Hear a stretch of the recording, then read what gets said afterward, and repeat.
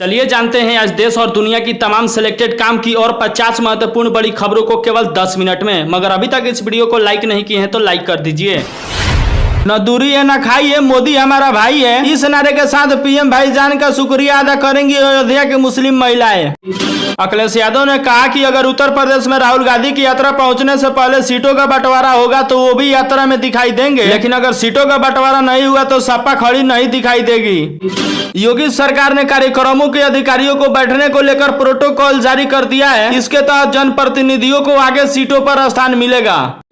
राम मंदिर के उद्घाटन से पहले एक बार फिर असदुद्दीन ओवैसी ने कई सवाल खड़े किए हैं। उन्होंने कहा है कि बाबरी की विध्वंस हमेशा लोगों को याद रहेगा। रिलायंस जियो जल्द ही भारत में अपनी सैटेलाइट आधारित इंटरनेट सेवा जियो स्पेस फाइबर लॉन्च करने जा रहा है। रिपोर्ट में सामने आया है कि कंपनी इससे जुड़े ऑथराइजेशन और अप्रूवल मिलने का इंतजार कर रहा है। जियो स्पेस फाइबर लॉन्च होते ही भारत में इंटरनेट सेवा एकदम फास्ट हो जाएगी और डाटा एकदम सस्ती हो जाएगी। अगले 48 घंटे में पंजाब, हरियाणा, चंडीगढ़, दिल्ली, उत्तर प्रदेश और राजस्थान में होगी ओलों की बारिश। मौसम विभाग ने दी ऐसी चेतावनी। प्रधानमंत्री नरेंद्र मोदी अयोध्या के दौरान जिस दलित परिवार के घर उन्होंने चाय पी थी, उस दलित परिवार ने उस कप को मंदिर में सजा कर रखा है और पूजा अर्चना भी करती हैं। उनका कहना है कि हमारे घर पे प्रभु श्री राम आए थे जिन्होंने चाय पिया, इसलिए मैं उस कप को पूजा अर्चना करती हूँ।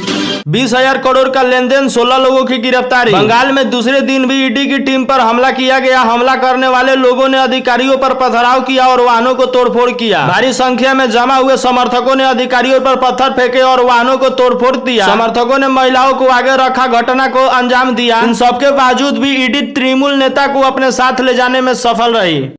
अपने फेसबुकिया प्रेमी के लिए राजस्थान से पाकिस्तान जाने वाली अंजू अब तलाक लेने में लगी है। वो अपने पहले पति अरविंद से तलाक लेना चाहती है, लेकिन अरविंद ने तलाक डॉक्यूमेंट पर साइन करने से मना कर दिया है। इस बीच पाकिस्तान में बैठे अंजू के दूसरे शोहर नसरुल्लाह भी अंजू के लिए परेशान है। पिछले साल हुए विधानसभा चुनाव में भारतीय जनता पार्टी ने जहां 5 साल में राजस्थान में सरकार बदलने के रिवाज को कायम रखते हुए फिर से सत्ता में वापसी की थी, जबकि अशोक गहलोत के नेतृत्व में कांग्रेस को हार का सामना करना पड़ा था। चुनाव से पहले गहलोत ने दावा किया था कि उनकी सरकार फिर से रिपीट करेगी, जबकि भाजपा को भरोसा था कि राज्य की जनता कांग्रेस को सत्ता से बेदखल कर देगी और ठीक वैसा ही हुआ। चुनाव में कांग्रेस को क्यों हार का सामना करना पड़ा, इसे लेकर पूर्व मुख्यमंत्री ने असली वजह सामने रखी है। अशोक गहलोत ने कहा है कि चुनाव प्रचार के लिए प्रधानमंत्री नरेंद्र मोदी, केंद्रीय गृह मंत्री अमित शाह और भाजपा सहित 5 राज्यों के मुख्यमंत्री भी राजस्थान आए थे। भाजपा के इन दिग्गज नेताओं ने प्रचार के दौरान हमारी सरकार के खिलाफ इतना सारा झूठ बोला, इतना ज्यादा राजस्थान के जनता को गुमराह किया, यहाँ तक कि इन नेताओं ने चुनाव जीतने के लिए हिंदू मुसलमान कर ध्रुवीकरण किया। साथ ही इन नेताओं ने यह झूठ फैसला लिया कि हमारी सरकार ने उदयपुर में मारे गए कन्हैया लाल के परिवार को हमारी सरकार ने सिर्फ 5 लाख दिए थे, जबकि जयपुर में रोजरेज में मारे गए इकबाल के परिजनों को 50 लाख रुपए दिए गए थे। भाजपा ने चुनाव मुद्दों पर नहीं बल्कि सांप्रदायिक ध्रुवीकरण कर जीत हासिल की है। गिरफ्तारी की खबरों पर पहली बार बोले अरविंद केजरीवाल, बीजेपी पर लगाए कई आरोप। इसरो के पहले स्वर मिशन की सफलता मिल गई है। आदित्य L1 सूरज के और करीब पहुंचने में सफल रहा। वह पृथ्वी से लगभग 1.5 मिलियन की दूरी पर लैंडेड पॉइंट L1 में पहुंच गया है। इसरो के इस सफलता से नासा के वैज्ञानिकों ने जमकर तारीफ की है। बता दें कि पिछले साल 4 अक्टूबर को ईडी ने संजय सिंह को मनी लॉन्ड्रिंग के मामले में गिरफ्तार किया था। इसके बाद संजय सिंह को आज तक जमानत नहीं मिली है। सरकार की ओर से महिलाओं के लिए कई प्रकार की लाभकारी योजना लाई जा रही है, जिसका लाभ सीधे उन्हें मिल रहा है। इसी कड़ी में प्रदेश की महिलाओं के लिए सस्ती कीमत पर रसोई गैस सिलेंडर वितरण किए जा रहे हैं। इस योजना के तहत पात्र महिलाओं को 450 रुपए में रसोई गैस सिलेंडर दिया जा रहा है, लेकिन इसके लिए यह शर्त है कि आपका रसोई गैस कनेक्शन पीएम उज्ज्वल योजना का होना चाहिए। सीएम योगी ने गोरखपुर के संझाई में विकसित भारत यात्रा संकल्प के तहत आयोजित कार्यक्रम को संबोधित कर रहे थे। इस दौरान उन्होंने 6.47 करोड़ रुपए की विकास परियोजनाओं का शिलान्यास एवं लोकार्पण करते हुए विभिन्न परियोजनाओं को लाभार्थियों से संवाद किया। सीएम योगी ने कहा कि शासन की मंशा के अनुरूप बिना भेदभाव सभी गरीबों को योजनाओं को लाभ मिल रहा है। इस बीच सीएम योगी ने भरी सभा में मौजूद महिलाओं से पूछा कि कोई दिक्कत तो नहीं हुई, किसी ने रुपए तो नहीं मांग लिए। बंटवारे के बाद पाकिस्तान को मिला काराकोरम पहाड़ से घिरा हुआ एक गांव, मगर अब भारत के पास है। इसके भारत में शामिल होने की कहानी काफी दिलचस्प पे है। इस गांव के भारत में शामिल होने में भारतीय सेना के कई कर्नल ने अहम भूमिका निभाई थी। हिजबुल्लाह ने इजराइल पर कर दी रॉकेट की बौछार, हमास के टॉप लीडर की मौत का बदला लेने की खाई कसम।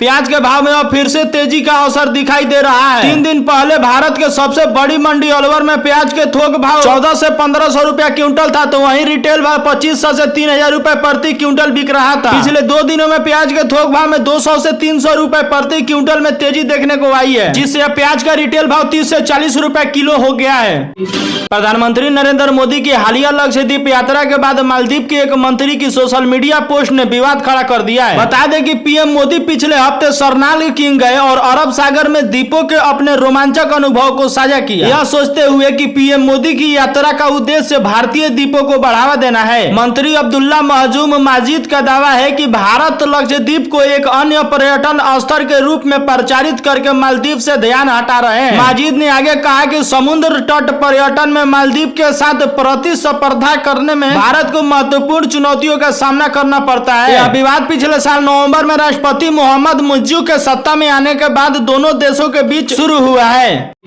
इजराइल ने एक बार फिर साफ कह दिया है कि वह तब तक नहीं रुकेगी जब तक हमास को जड़ से उखाड़ नहीं फेंकती है। उत्तरी गाजा में हमास के सभी ठिकानों को नष्ट करने के बाद अब इजरायली सेना का फोकस मध्य और दक्षिणी गाजा में है। बांग्लादेश में वोटिंग के बीच हिंसा, चट्टोग्राम में विपक्षी कार्यकर्ताओं का पुलिस पर पथराव, 12 बजे तक महज 17% वोट पड़े। लोकसभा चुनाव 2024 में बीजेपी को चुनौती देने के लिए हर राज्य में इंडिया गठबंधन एक्टिव हो गई है। राजस्थान में भी लोकसभा सीटों के बंटवारे को लेकर विचार मंथन हो रहा है। पूर्व CM Ashok Gehlot alliance committee के संयोजक मुकुल वासनी से मिले और दोनों के बीच बातचीत हुई। इसके कई सियासी मायने निकाले जा रहे हैं। अगर हमें बिहार में 4 सीटें मिली तो फिर महागठबंधन को होगा नुकसान, कांग्रेस नेता अखिलेश प्रसाद सिंह का बड़ा बयान। वेस्ट बंगाल में ईडी पर हुए हमले को लेकर राज्यपाल बोस सख्त शेख ने कहा है कि आतंकियों के साथ था संबंध, जांच की जाए। पूर्व मुख्यमंत्री शिवराज सिंह चौहान सिनोरे जिले के भेंदुरपुर पहुंचे। उन्होंने लाडली बहनों को संबोधित किया। उन्होंने भरोसा दिलाया कि लाडली बहनों को लखपति बहना बनाने की अभियान हर साल में चलाएंगे। कहा कि मैं नेता नहीं हूं, आपकी परिवार की तरह आपका ध्यान रखूंगा। आकाश चोपड़ा का मानना है कि हार्दिक पांड्या फिटनेस के कारणों के चलते टीम के कप्तान नहीं बन पाएंगे। ऐसे में Rohit Sharma T20 world cup 2024 में भारत के कप्तान बनेंगे। नवीन जयहिंद ने आज प्रेस कॉन्फ्रेंस करके कहा है कि उनका स्वाति मालीवाल और आम आदमी पार्टी से तलाक हो चुका है। अब उनका नाम इन दोनों के साथ नहीं जोड़ा जाना चाहिए। उन्होंने कहा कि वह उन यादों को भुलाना चाहते हैं। राम मंदिर से जुड़े कार्यक्रम में सरकार की भागीदारी ने जमीयती उलेमा ए हिंद की टेंशन बढ़ा दी है। मुस्लिम संगठन ने इसे लेकर अपनी चिंता जाहिर की है। उसने इस बारे में एक बयान भी जारी किया है। जमीयती के अलावा असुद्दीन अजमल ने भी मुस्लिमों से एक अजीब किस्म की अपील की है। जमीयती ने कहा कि अयोध्या को लेकर फैसले में उपासना स्थल अधिनियम 1991 को सख्त से लागू करने के संबंध में सुप्रीम कोर्ट के आश्वासन के बावजूद अन्य मस्जिदों से संबंधित याचिकाओं पर भी कई अदालतों में विचार किया जा रहा है। इससे न्यायपालिका की निष्पक्षता में नागरिकों का विश्वास कम हो रहा है।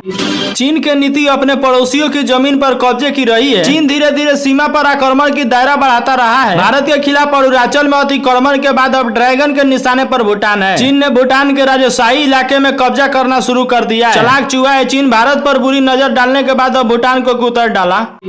केनरा बैंक में 538 करोड़ रुपए की धोखाधड़ी के आरोप में जेट एयरवेज के संस्थापक नरेश गोयल अदालत में पेश होने के दौरान रोने लगे। इस दौरान जज से एक भावात्मक अपील में कहा कि उन्होंने जीवन की सारी उम्मीदें खो दी है। इस हालत में जीने से बेहतर है कि वो जेल में ही मर जाएं। बंगाल में पहले ईडी की टीम पर हुआ हमला, अब अधिकारियों पर ही हो गई FIR। हिट एंड रन कानून को लेकर अभी भी ट्रक ड्राइवरों का गुस्सा कम नहीं हुआ है। कर्नाटक में ट्रक ड्राइवरों ने 17 जनवरी को भारी संख्या में हड़ताल करने का ऐलान किया है। सपा प्रमुख अखिलेश यादव के एक बयान के चलते मायावती नाराज हो गई हैं। अखिलेश यादव ने बलिया में मायावती पर भरोसे के संकट का आरोप लगाया था। अयोध्या प्राण प्रतिष्ठा का निमंत्रण मिलने से गुरूर रहमान ने खुशी जताई है। कहा कि अयोध्या के समारोह में शामिल होने का निमंत्रण पत्र मिला है, यह मेरे लिए सौभाग्य की बात है। ऐसा लगा कि प्रभु श्री राम प्रकट हो गए हैं। निमंत्रण पत्र मिलने के बाद बोले जय श्री राम। चुनाव दर चुनाव कांग्रेस का ग्राफ गिरता जा रहा है। साल 1999 में लोकसभा चुनाव में कांग्रेस ने यूपी में 10 सीटें जीती थी, जो साल 2004 में 9 सीट पर आ गई थी। हालांकि 2009 में कांग्रेस को लड़ने के लिए 21 सीट मिले थे। 2024 में होने वाले लोकसभा चुनाव के लिए कांग्रेस को यूपी में कितना सीट मिलेगा, यह इसी महीने तय हो जाएगा। प्रधानमंत्री नरेंद्र मोदी 3 दिन के दौरे पर अपने गृह राज्य गुजरात में आ रहे हैं। यूएई के राष्ट्रपति संग अहमदाबाद में रोड शो करेंगे। इसके बाद वह गुजरात के वाइब्रेंट समिट के 10वें संक्रमण का उद्घाटन करेंगे। फिर दुनिया भर से आने वाले उद्योगपति निवेशकों को संबोधित करेंगे। दुश्मन की नींद उड़ा रही वायुसेना, पहली बार रात के अंधेरे में कारगिल के एयर स्ट्राइक पर उतरा हरकुलस विमान। किसानों के लिए बहुत बड़ी खुशखबरी, किसानों के बिजली बिल पर मिलेगा 80% तक की सब्सिडी। दरअसल योजना के तहत 20% रकम जमा करना है, बाकी बिल माफ हो जाएगा। सरकार ने इस योजना को ला दिया है मगर लागू नहीं हुआ है। इलेक्शन 2024 से पहले ये हो जाएगा लागू।